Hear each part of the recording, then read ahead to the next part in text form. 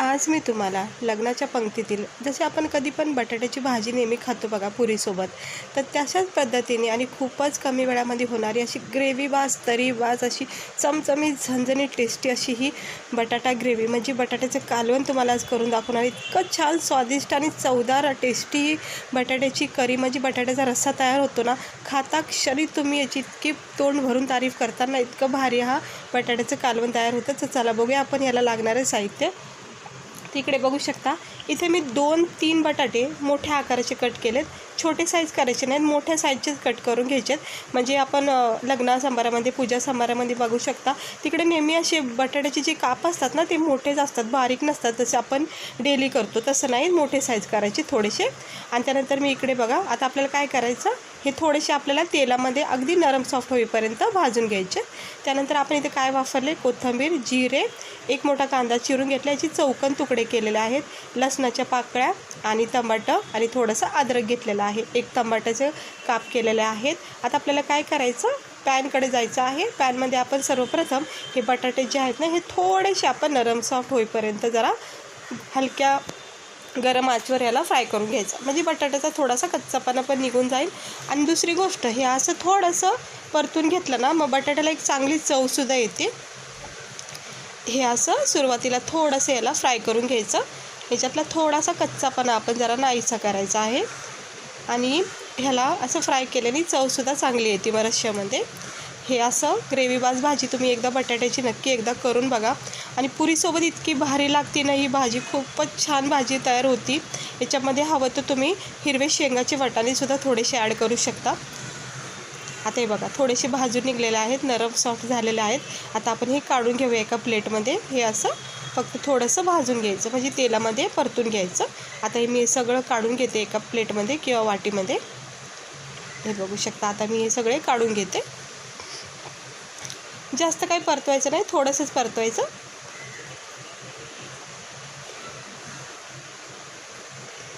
हे सगळे आता हे आपण काढून घेऊया. खूप छान हे बटाट्याचं कालवण तयार होतं, तुम्ही नक्की ट्राय करा एकदा. हे बघा मी सगळे काढून घेतलेत एका वाटीमध्ये. सुंदर असे बटाटे आपले फ्राय झालेले आहेत थोडेसे. आता आपण हे साईडला ठेवून घेऊया आणि आपण उरलेल्या तेलामध्ये किंवा थोडंसं तेल याच्यामध्ये अजून ॲड करायचं, नाही केलं तरी हरकत नाही. याच्यामध्ये आपण एक मोठा कांदा जो बारीक नाही चिरलेला आपण त्याची चौकोन भाग करायचे, म्हणजे कांद्याच्या आपण पाकळ्या काढायच्यात, असं बारीक चिरायचं नाही नेहमीसारखं. आणि अद्रक लसूणसोबत कांद्याला थोडंसं तेलामध्ये फ्राय करायचं. ह्याचा पण थोडासा कच्चापणा नाहीसा होईपर्यंत त्याला फ्राय करायचं.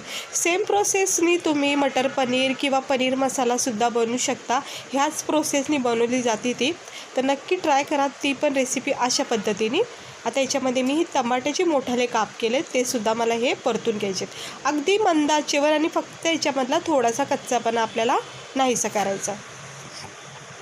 आता हे थोडंसं परतून झालं की मग आपण हे एका प्लेटमध्ये काढून घ्यायचं आणि चांगल्यापैकी ह्याला बघा आता मस्त नरम सॉफ्ट झालेले आहेत, परतून झालेत. आता हे काढून घेते आणि मिक्सरमध्ये याची चांगलं एक वाटण करून घेते. हे गरम गरम काढल्यानंतर लगेच वाटायचं नाही, थोडंसं थंड करून घ्यायचं.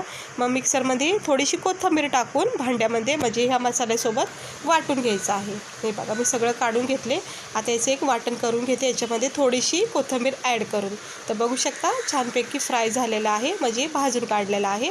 तर आता याच्यामध्ये मी थोडीशी कोथिंबीर टाकून ह्याचं वाटण करून घेतलेलं आहे. आणि गरम पॅनमध्ये तीच कढाई मी वापरत आहे, त्याच्यामध्ये थोडेसे जिरे टाकलेत. हे बघा सुरुवातीला थोडेसे जिरे टाकायचे, तेल टाकून घेतलेलं आहे थोडंसं.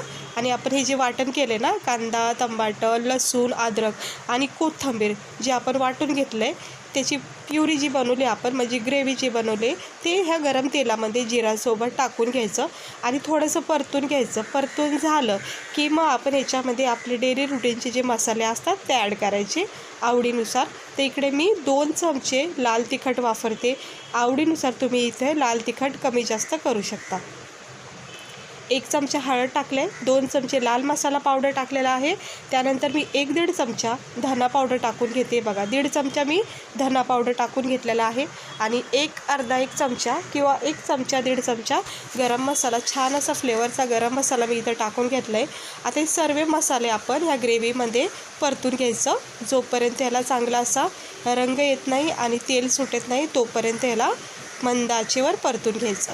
ग्रेव्ही कुठलीही असू द्या, पण जोपर्यंत छान त्याला तेल सुटत नाही ना चारी बाजूनी, तोपर्यंत त्याला परतून घ्यायचं आहे. कारण की काय होतं, मसाला चांगला भाजला जातो, कढला जातो. इकडे बघू शकता तुम्ही, याचा रंग बदललेला आहे, चांगला सुंदर असा लाल रंग आलेला आहे आणि तेल सुटलेला आहे. म्हणजे आपला हा मसाला जो आहे तो परफेक्ट झाला आहे. लगेचच आपण हे थोडेसे फ्राय केलेले बटाटे ह्याच्यामध्ये टाकून घ्यायचेत. वाटाण्यासोबत हा इतका छान ही भाजी रस्स्याची तयार होती ना, याची चव म्हणजे नेहमीच्या बटाट्याच्या भाजीपेक्षा ना इतकी भारी होती ना. तर ट्राय नक्की करा एकदा तुम्ही. सणासुदीला जर पुरीसोबत तुम्ही ही भाजी बनवली ना अशी, तर खूप चांगला बेत तयार होईल. शक्यतो तुम्ही नक्की याच्यामध्ये वाटाणे ॲड करा. आता हे वाटण केलेलं थोडंसं पाणी आहे मिक्सरच्या भांड्यातलं, तेच ह्याच्यामध्ये टाकून घेते. कारण की मग वेगळं काही थंड पाणी वापरायचं नाही. मसाल्याचं जे पाणी असतं ना ते टाकलं ना त्याला चव चांगली येते. हे बघा, मी थोडंसंच पाणी टाकले, कारण आपल्याला अगदी पातळ नाही बनवायची, थोडीशी थिक पण आपल्याला ग्रेव्ही हवी आहे. आता बटाटे मी थोडेसे भाजून घेतल्यामुळं ग्रेव्ही आपली लगेच तयार होईल. आता याच्यात चवीनुसार मीठ टाकून घेते आणि मग नंतर भाजी वगैरे झाली, कालवण वगैरे झालं बटाट्याचं, मग आपण याच्यामध्ये कोथिंबीर टाकून घ्यायचं, किंवा आता जरी टाकली तरी काही हरकत नाही. तर मी थोडीशी इथं टाकून घेतली आहे आणि थोडी नंतर टाकणार आहे. तर आता आपण याला द्यायचे फक्त 5 मिनटं किंवा 5 मिनटाच्या कमी वेळ लागेल याला तयार व्हायला. झाकण ठेवायचं, मंद आचेवर याला शिजून द्यायचं. थोडा वेळ झाला की आपण याला चेक करायचं अधूनमधून. हे बघू शकता 1 मिनटाने मी चेक केलेलं आहे, तर सुंदर अशी उकळी फुटलेली आहे. आणि आता याला मी देते 2-3 मिनटं, आणि 2-3 मिनटातच आपली ही भाजी जी आहे ती मस्त अशी छान चमचमीत झणझणीत अशी तरीबाज ही भाजी तयार होती आहे. इकडे बघू शकता, ही इतकी भारी ग्रेव्ही तयार झाली बटाट्याची रस्सा भाजी, टेस्टी, खमंग आणि खाता क्षणी तुम्हाला आवडणारी ही रस्स्याची चमचमीत झणझणीत भाजी नक्की ट्राय करा.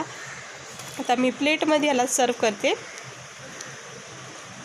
हे बघू शकता, याचा टेक्स्चर तुम्ही बघू शकता किती थिकनेस आहे. अजिबात पातळपणा अजिबात नाही याच्यामध्ये, खूप घट्ट तरीबाज ही भाजी तयार झाली. इतकी टेस्टी चवदार ही भाजी लागते.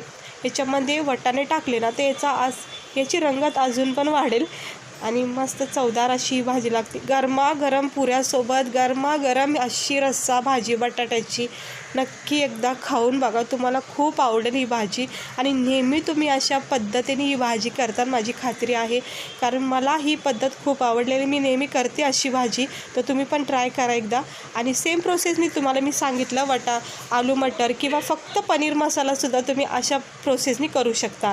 तर तुम्हाला कशी वाटली आजची ही सिंपल रेसिपी, आपली बटाट्याची रेसिपी? कालवण मस्त केलेलं आहे, झणझणीत चमचमीत तरीबाज. तर गरमागरम राईससोबत किंवा पुऱ्यासोबत तर खूपच उत्तम लागतो याचा स्वाद. तर चला, भेटते मी तुम्हाला पुढच्या व्हिडिओमध्ये. आजची ही रेसिपी तुम्हाला आवडली असेल तर लाईक करा, चॅनलला सबस्क्राईबर करा आणि अशीच रेसिपी बघत राहा. स्वस्त राहा, मस्त राहा.